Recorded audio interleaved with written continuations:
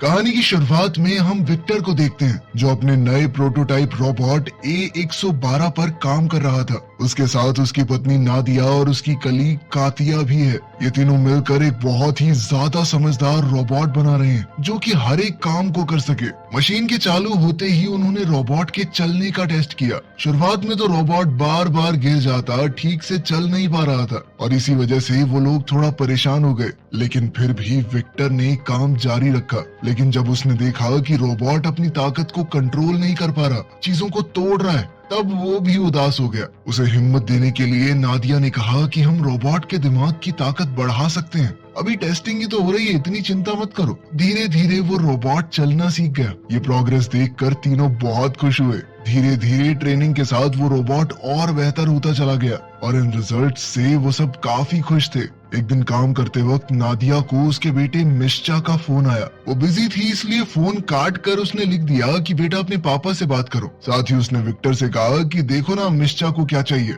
जब विक्टर ने अपने बेटे को फोन किया तो वो कहने लगा कि पापा मुझे स्कूल से ले जाओ, मेरा मन नहीं लगता यहाँ पे, और ये मैथ्स वैथ्स तो छोड़ ही रहा हूँ मैं। विक्टर ने उसे डांटते हुए कहा कि बहाने बनाना बंद कर और पढ़ाई पे ध्यान दे, समझा? तो रैप्टो में सीधा कर दूंगा तुझे। ये सुनकर मिश्चा नाराज हो गया और फोन काट दिया। अभी कुछ शैतान बच्चे वहाँ पर आए और उसका मजाक उड़ाने लगे। गुस्से में मिश्चा क्लास में गया और अपनी टीचर से पूछा, मैं आर्टिस्ट बनना चाहता हूँ, उसके लिए मैथ की जरूरत है? इस पर टीचर ने कहा कि हाँ जरूरत है। साथ ही उसने एग्जाम्पल दिया कि लियोनार्डो डिविंची को देख लो, उसने पेंटिंग बनाने से पहले इंजीनियरिंग की थी, बहुत से प्रोटोटाइप मॉडल्स बनाए थे उसने। ये सुनकर मिश्चा और चिढ़ गया। कुछ घंटे बाद टीचर ने सबका होमवर्क इकट्ठा किया। मिश्चा ने किसी भी सवाल का जवाब नहीं लिखा था, सिर्फ पूरे पेज पर ड्राइंग्स बनाई हुई थी। टीचर ने उसकी ड्राइंग की तारीफ की लेकिन कहा कि ये मैथ्स की क्लास है और उसे इस टेस्ट में फेल कर दिया।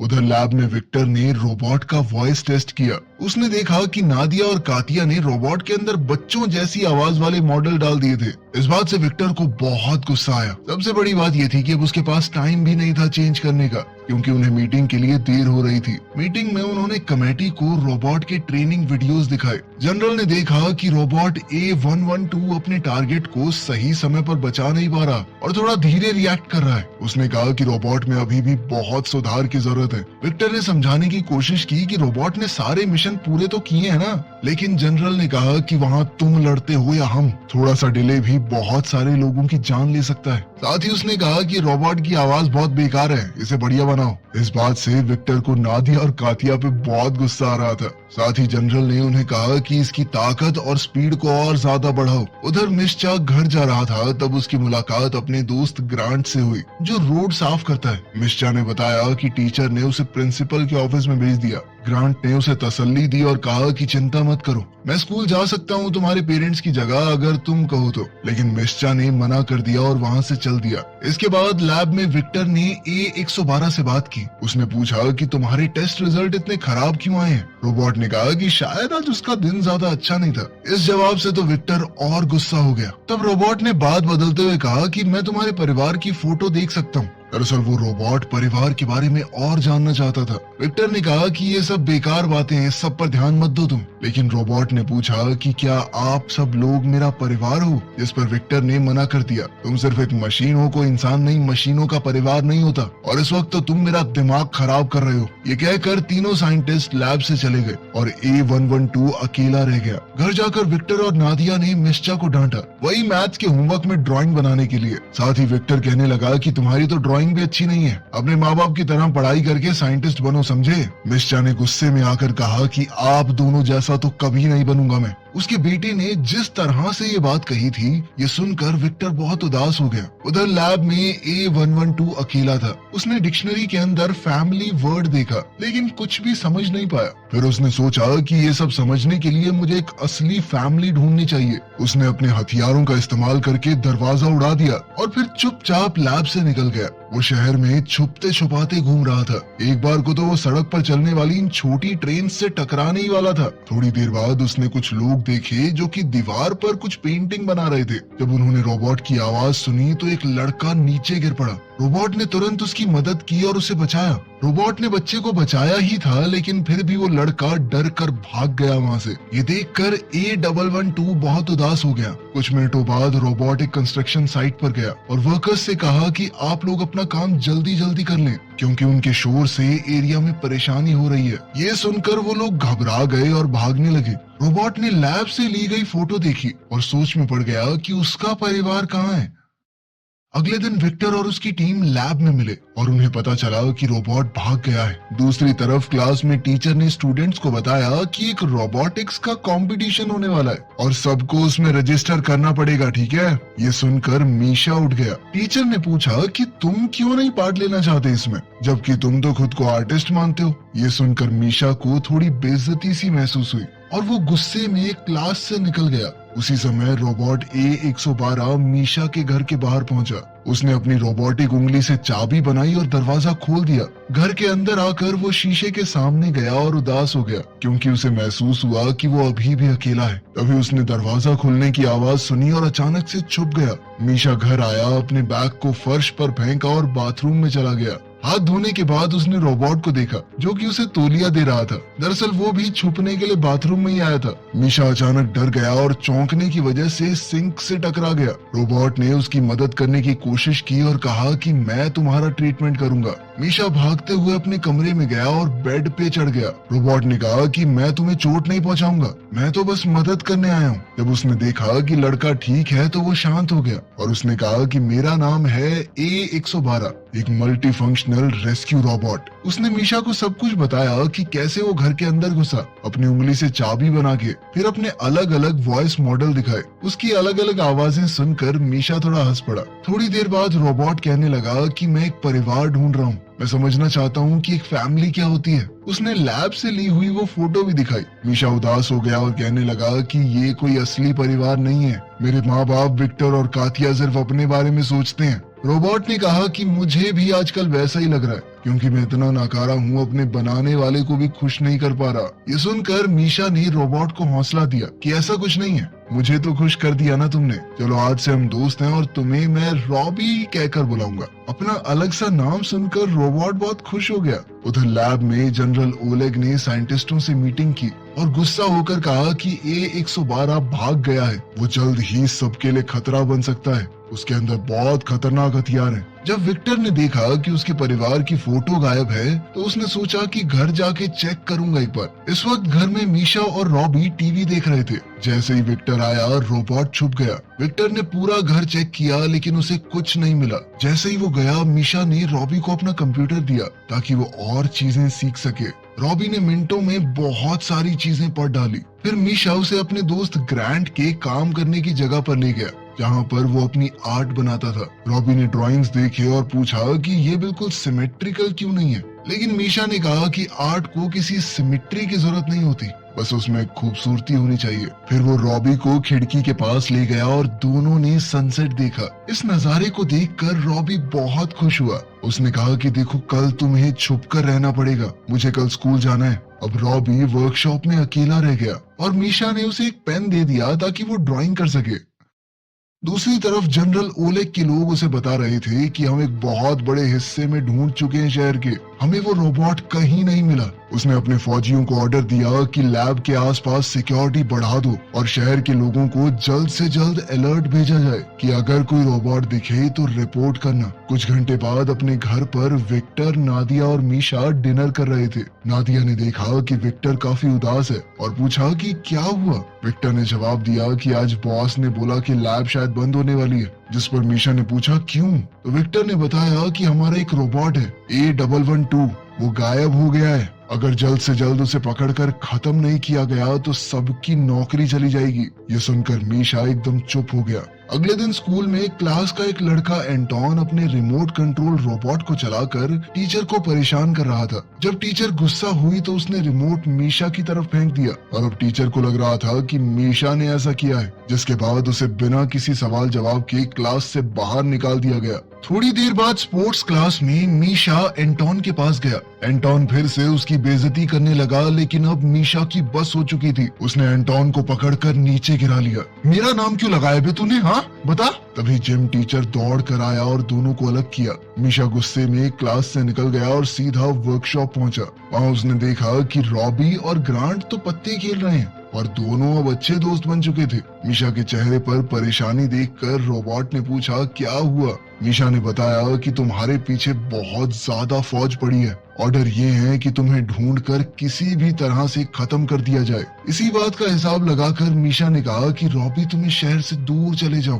तब ग्रांट ने बताया कि जंगल का एक हिस्सा है, वहाँ कोई नहीं जाता क्योंकि कुछ वक्त पहले वहाँ बहुत भयानक आग लगी थी। ये सुनकर मीशा ने रॉबी से कहा कि तुम्हें वहाँ जाकर आग बुझाने की कोशिश करनी चाहिए। इससे सबको ऐसा लगेगा कि तुम अच्छे हो, इंसानों की मदद करना चाहते हो। ये आइडिया सुनकर तीनों खुश हो गए। तभी कुछ पुलिस वालों ने वर्कशॉप का दरवाजा खटखटाया और कहा कि तुरंत दरवाजा खोलो। ग्रांट ने जानबूझकर थोड़ा समय निकालने के लिए कहा कि मैं अभी थोड़ा बिजी हूँ। जल्दी ही मीशा और रॉबी टेरेस पर भाग गए। बचने के लिए रॉबी ने मीशा को अपनी पीठ पर बैठाया और अपने जेट की मदद से दोनों बिल्डिंग्स के ऊपर से उड़ गया। पुलिस ने हेडक्वार्टर्स को एक रिपोर्ट भेजी कि A112 एक इंसान को अगवा करके लेके गया उनकी आंखों के सामने। हम उसका पीछा कर रहे हैं, जल्द ही सटीक लोकेशन का पता भी लगा लेंगे। इस सब के दौरान मीशा का फोन नीचे गिर गया। जब उन्होंने देखा कि पुलिस उन्हें घेरने वाली है तो रॉबी ने एक बड़ी जंप लगाई और वो दोनों पुलिस से बचकर निकल गए। न्यूज में A112 के भागने की खबर आ गई। ग्रांट का इंटरव्यू लिया गया और जर्नलिस्ट को ऐसा लग रहा था कि वो रोबोट का एक कैदी था जैसे पुलिस ने उस रोबोट के चंगुल से छुड़ाया है, इसीलिए पुलिस वालों ने भी उसे गिरफ्तार नहीं किया। दूसरी ओर रॉबी और मीशा एक कंस्ट्रक्शन बिल्डिंग के बीच में बातचीत कर रहे हैं। मीशा ने कहा कि मुझे बहुत गुस्सा आ रहा है, ये सब लोग फालतू में तुम्हारे बारे में अजीबोगरीब बातें फैला रहे हैं,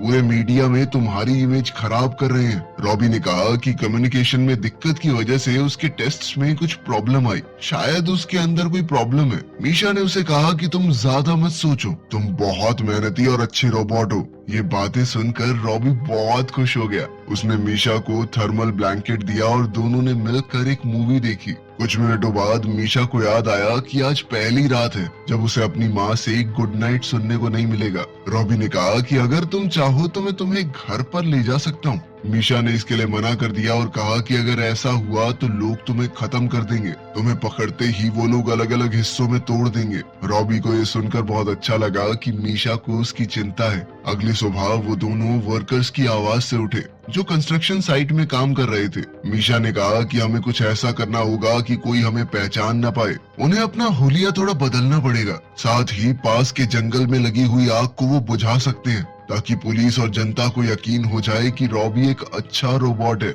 इस तरह से उसकी इमेज थोड़ी बदल जाएगी, फिर शायद उसे मारा न जाए।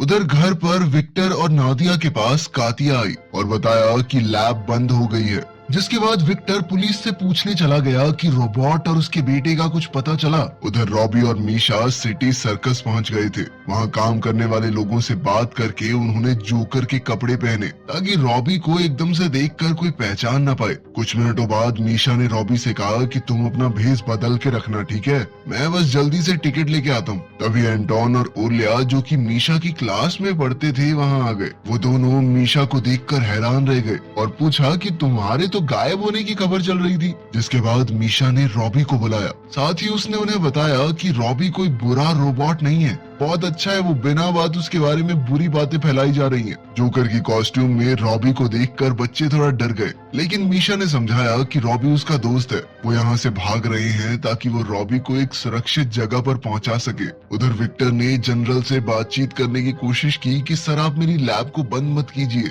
लेकिन जनरल ने कहा कि मैं फैसला कर चुका हूँ और वो रोबोट भी जहाँ मुझे मिलेगा उसे वहीं खत्म कर दूंगा मैं। निराश होकर विक्टर वहाँ से चल दिया। वो समझ गया था कि इस आदमी के साथ बातचीत करके कोई फायदा नहीं होगा, लेकिन अपने सबसे बड़े प्रोजेक्ट को फेल होता देखकर उसे बहुत बुरा महसूस हो रहा था। तब मीशा ने अपने साथियों से कहा कि तुम लोग रॉबी के साथ रहना, तब तक मैं बस की टिकट खरीद के आता हूँ। हमें पास वाले जंगल में जाकर आग बुझानी है ताकि रॉबी का नाम साफ हो सके। साथ ही उसने उन दोनों से ये भी वादा लिया कि वो किसी को नहीं बताएंगे। उन दोनों ने मीशा से वादा किया, लेकिन जैसे ही मीशा वहाँ से गया, एंटोन ने रॉबी से पूछा कि क्या तुम सच में वो जबरदस्त करतब कर सकते हो या वो सब भी झूठ था न्यूज में। ये सुनकर रॉबी एक्साइटेड हो गया और जोकर की कॉस्ट्यूम उतार कर मीशा के सामने अपने करतब दिखाने लगा। मीशा ने अपना फोन निकाला और रिकॉर्ड करने लगा। ये देखकर ओलिया गुस्सा हो गई। एंटोन ने कहा कि मुझे इस बात से कोई फर्क नहीं पड़ता कि ये रोबोट जिंदा रहे या मरे, मैं इसकी वीडियो इंस्टा पे डालूंगा, बहुत फॉलोअर आएंगे मेरे। उसकी ये धोखाधड़ी देखकर ओलिया को बहुत बुरा लगा। इसके बाद एंटोन वहाँ से चला गया और रॉबी ओलिया से बातचीत करने लगा। उधर मीशा को 2 गार्ड्स ने पकड़ लिया। उसके हुलिये से उन्होंने हिसाब लगाया था कि ये वही लड़का है जो गायब हुआ था। कुछ मिनटों बाद विक्टर को पुलिस स्टेशन से एक फोन आया। अब उसकी जान में जान आई थी कि चलो मेरा बेटा तो ठीक है, पुलिस को मिल चुका है वो। उधर एंटोन ने सच में वो सारी वीडियोस सोशल मीडिया पर डाल दी और धीरे धीरे वो वायरल वीडियोस जनरल की टीम तक भी पहुंच गई। उन्होंने फैसला किया कि वो इस बच्चे के पास जाकर उससे पूछताछ करेंगे। पुलिस स्टेशन में विक्टर ने अपने बेटे से मुलाकात की। उसने अपने बेटे को देखते ही गले लगा लिया और पूछा कि तुम अब तक क्या कर रहे थे? वो रोबोट खतरनाक है, तुमने सुना नहीं? मीशा ने कहा कि रॉबी उसका दोस्त है, वो कोई बुरी मशीन नहीं है जैसा जनरल बोल रहा है सबको, वो एक बहुत ही अच्छा रोबोट है। उसने ये भी बताया कि वो उसे अपने कुछ दोस्तों के पास छोड़ कर आया है, साथ ही वो अपने पिता को भरोसा दिलाकर उस जगह पर ले आया, ये वादा लेकर कि वो रोबोट को रिपोर्ट नहीं करेंगे। विक्टर थोड़ा हिचकिचाया लेकिन फिर मान गया और मीशा के साथ चल दिया। वहीं रॉबी को ओलिया ने मेकअप से नया लुक दे दिया था। विक्टर ने देखा कि रॉबी अब काफी बेहतर बातचीत करना सीख गया है और उसके सोचने समझने के तरीके में भी काफी बदलाव आए हैं। लेकिन तभी पुलिस की गाड़ियां वहां आ गई। मीशा समझ गया था कि अब तो बहुत दिक्कत होने वाली है। वो तीनों जल्दी से कार्गो शिप के गोदाम की तरफ भागे, लेकिन सिपाहियों ने उन्हें घेर लिया। ओलेग ने ऑर्डर दिया कि जल्दी से बच्चों को लेकर साइड हो जाओ ताकि हम इस रोबोट के ऊपर अपने इलेक्ट्रोमैग्नेटिक हथियार से हमला कर सके, जिससे रॉबी खत्म हो जाएगा। जब विक्टर नहीं माना तो ओलेग ने फैसला किया कि अब तो जबरदस्ती करनी होगी। सिपाही धीरे धीरे आगे बढ़ने लगे। तभी क्रेन से एक कंटेनर की तार टूट गई। वो कंटेनर जनरल के बहुत पास गिरने वाला था। जनरल उसे मारना चाहता था, लेकिन फिर भी रॉबी ने बिना सोचे कंटेनर पकड़ लिया ताकि किसी और को चोट न लगे। कुछ देर बाद कंटेनर के वजन से रॉबी का शरीर टूटना शुरू हो गया। उसका हार्डवेयर इतने वजन को नहीं उठा सकता था। उसने सभी लोगों को वहाँ से थोड़ा दूर जाने को कहा। मीशा बहुत दुखी होकर अपने दोस्त के लिए चिल्लाया। कुछ देर बाद कंटेनर रॉबी के ऊपर गिर ही गया और वो पूरी तरह से चकनाचूर हो गया। ये सब देखकर ओलेग हैरान रह गया कि मैं इस रोबोट को मारना चाहता था, लेकिन फिर भी इसने मुझे बचाया। थोड़ी देर बाद उस कंटेनर को हटाया गया रॉबी के ऊपर से। मीशा उदास होकर रॉबी को अलविदा कहने लगा। विक्टर ने अपने बेटे को शांत करने की कोशिश की, पर तभी मीशा ने सुना कि रॉबी रीएक्टिवेट हो रहा था। सब खुश हो गए कि रॉबी कुछ हद तक अभी भी ठीक है। उन सब ने रॉबी की मदद की और वहाँ से चले गए। कुछ वक्त बाद मीशा ने अपने इस एडवेंचर की ड्राइंग्स रॉबी और ओलिया को दिखाई। सबको ही वो बहुत पसंद आई। आखिरकार सब लोग डिनर के लिए इकट्ठा हो गए और रॉबी ने नादिया का फोन मांगा ताकि वो भी अपने इस परिवार के साथ फोटो ले सके। वीडियो पसंद आई तो लाइक कर देना, चैनल को सब्सक्राइब कर लेना। मिलते हैं अगली वीडियो में।